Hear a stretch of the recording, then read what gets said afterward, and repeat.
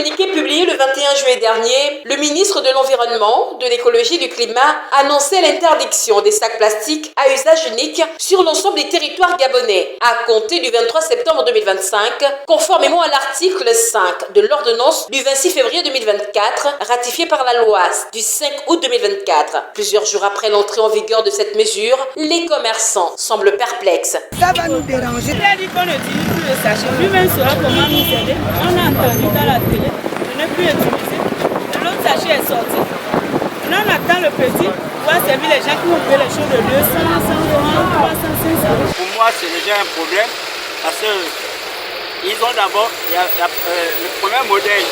Ils ont changé pour amener les modèles qu'on utilise actuellement. Lorsqu'on nous demande de ne plus l'utiliser, on se pose la question avec quoi allons-nous servir nos clients? Parce que nous ne pouvons pas servir nos clients le produit à la main.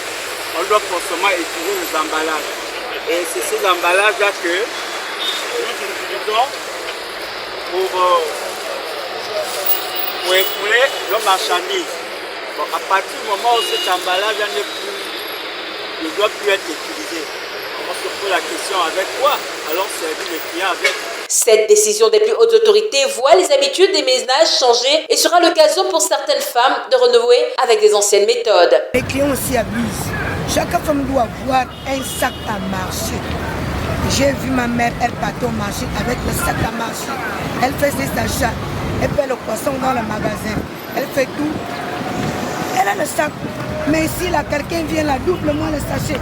On paie le paquet de sachets à 500, 250, 300. Regarde tout ça là.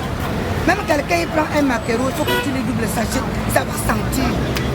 Moi je préfère qu'on élimine le problème de sachet. Vous allez acheter des sacs. Vous n'en avez pas à la maison dans votre cuisine? On n'en avait pas, c'était des sachets. Donc maintenant, là, on va récupérer des sacs, on va acheter des sacs pour aller dans les supermarchés. A déjà acheté des sacs réutilisables, je pense. C'est ce qui reste à faire, non? Il y a que ça. Certaines compatriotes estiment également qu'une campagne de sensibilisation de proximité devrait être initiée pour que le message soit reçu à tous les niveaux. Par contre, ils auraient d'abord fait les mesures de prévention, déjà prévenir avant, parce que comment on appelle, les magasins ne savent pas comment s'y prendre. Vous voyez, ils sont plus pris au dépourvu. Donc du coup, quand on vient dans un magasin et qu'on achète un article, ils savent qu'automatiquement il faut remettre un sac plastique. Et là, maintenant, ils sont au dépourvu parce qu'ils ne savent pas comment faire. Notons que le gouvernement gabonais veut mettre fin à l'usage d'un produit qui pollue l'environnement. Toutefois, cette mesure met à mal les nombreux opérateurs économiques qui ont créé de la richesse grâce à cette filière, lesquels procéderont à n'en point douter à la fabrication des sacs plastiques à usage multiple, encore appelés sacs cabas.